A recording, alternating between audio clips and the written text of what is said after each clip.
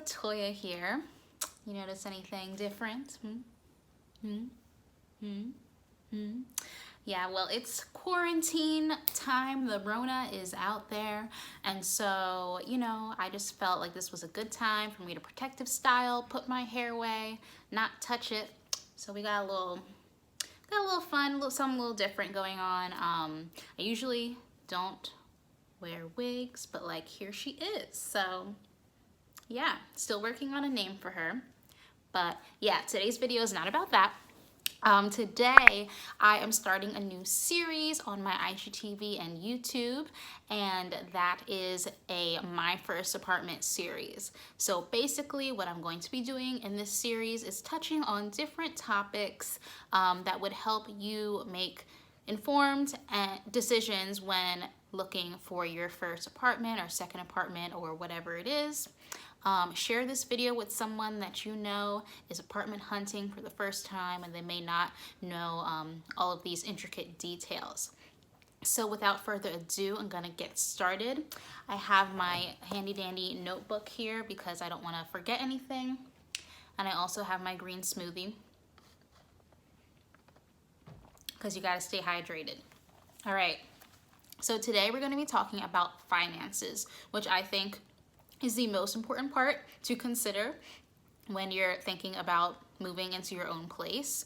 Obviously, you have to pay for it. So yes, finances. So just a little bit about my personal journey.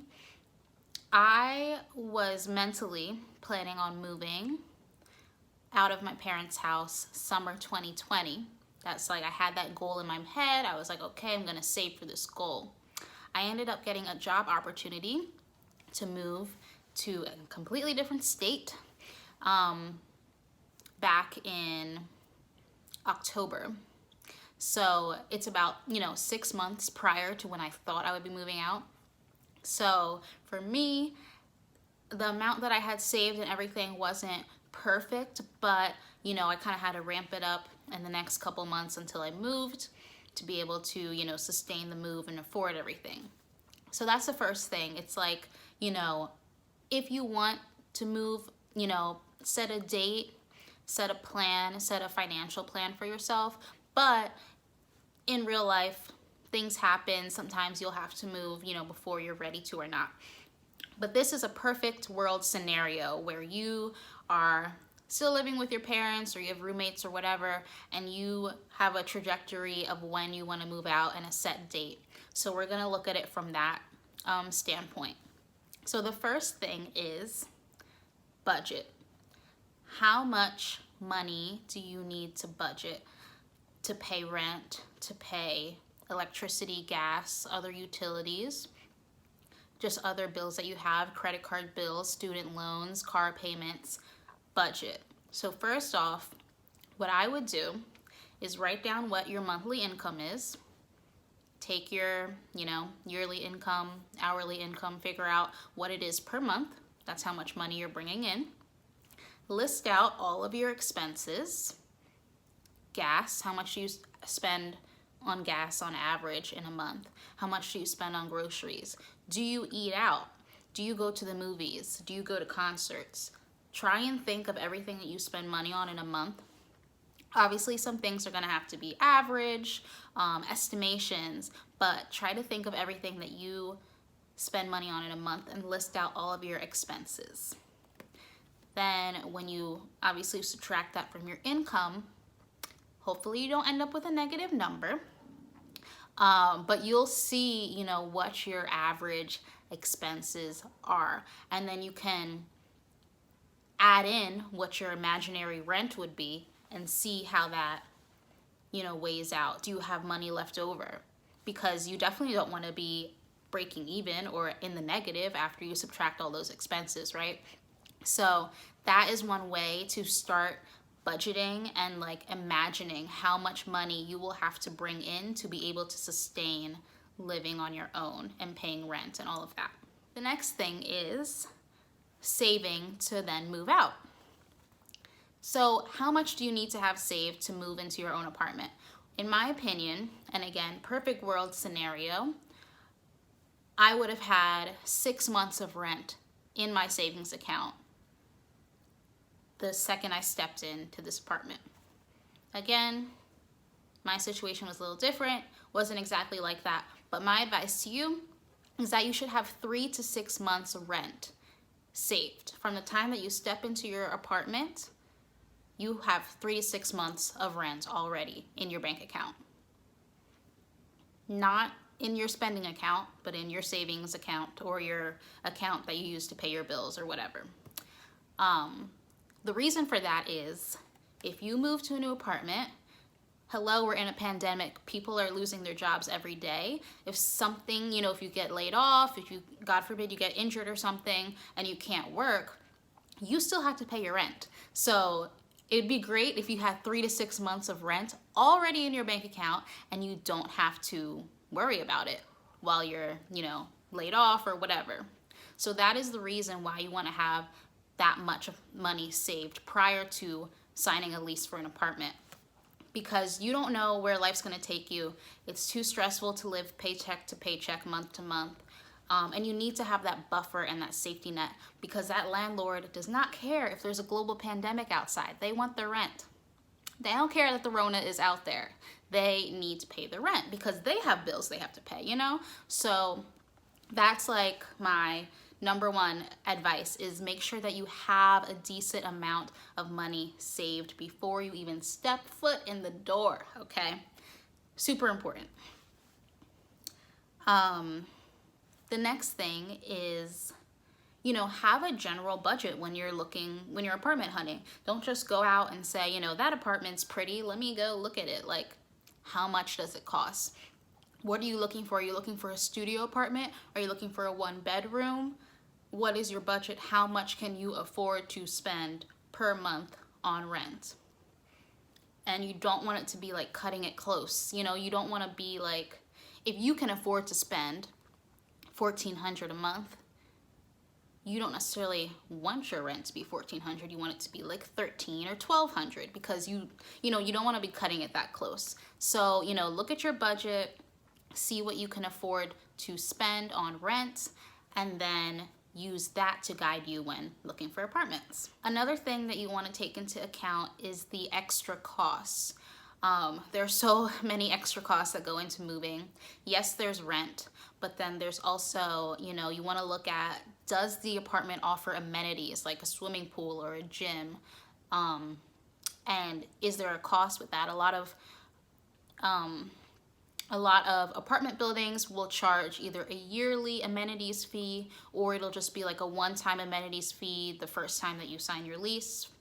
And then, it lasts for the duration of your lease. Is there parking? Do you need to pay for parking at your apartment building? That's another cost. Are utilities included in your rent, or do you need to take your $1,200 rent plus $100 of utilities? Look at, and when you go apartment hunting, make sure you ask those questions. Ask the leasing agent, what are the additional costs that I would incur by living here? And then in addition to the apartment itself, there's moving costs. Do you need to rent a truck to move all your stuff?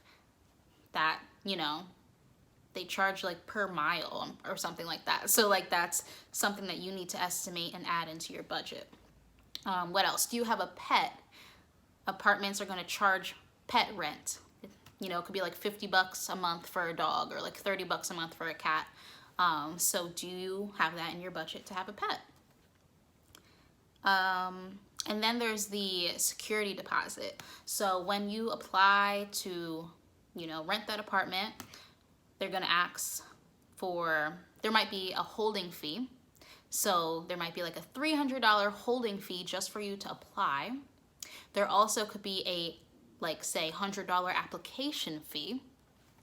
And then there also, once they say, okay, you can have this apartment, there's going to be a security deposit. And that security deposit depends on your credit. So they're going to run your credit. If you have good credit, it'll be, a smaller security deposit. If your credit isn't that great, it might be security deposit plus first month's rent. Or it might be first month's rent and last month's rent. Or, there's a variety of prices that your security deposit could be. And basically that's if you damage the apartment, they're gonna take that money from your security deposit to fix the apartment. So the goal is when you move out of the apartment that you get your security deposit back. But it's still money that you have to put in up front, and you don't know what's gonna happen. You know, of course you try to keep your apartment clean and, you know, together, but you don't know what's gonna happen. So, you know, think of that money as money that you could possibly lose. And then another thing is that, you know, of course, when you're thinking of all this pricing, think about, are you moving by yourself? Are you gonna live by yourself? Or are you gonna live with a roommate? Because then, you know, some of those costs would be cut in half, or, you know, 60-40, or however you decide to do it. But that also, you know, will determine what kind of place you get and what the cost of that place is. You might be able to afford a nicer place if you have a roommate because you split the cost of it. So, you know, your individual cost isn't that expensive. But if you're handling the rent and bills and everything yourself, then, you know, you have to take that into account.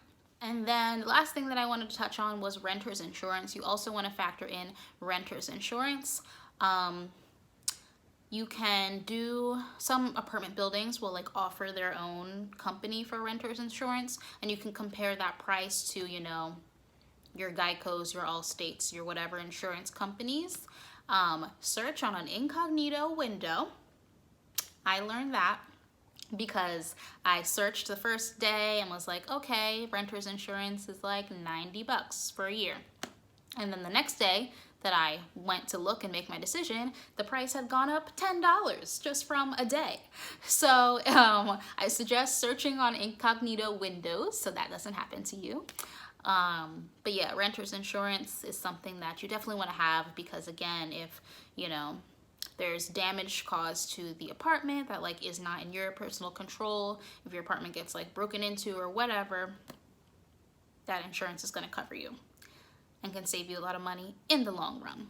And some apartment buildings won't let you sign a lease unless you present them with renter's insurance. So that is another important cost that you have to factor in. So those are the financial tips that I have for when you want to move out into your own place and you're looking for your own apartment. 100% you want to have more than enough money saved in the case that you end up losing your job, or God forbid something happens and you cannot work. You need to have money already saved so you can pay your rent for the next 3 to 6 months.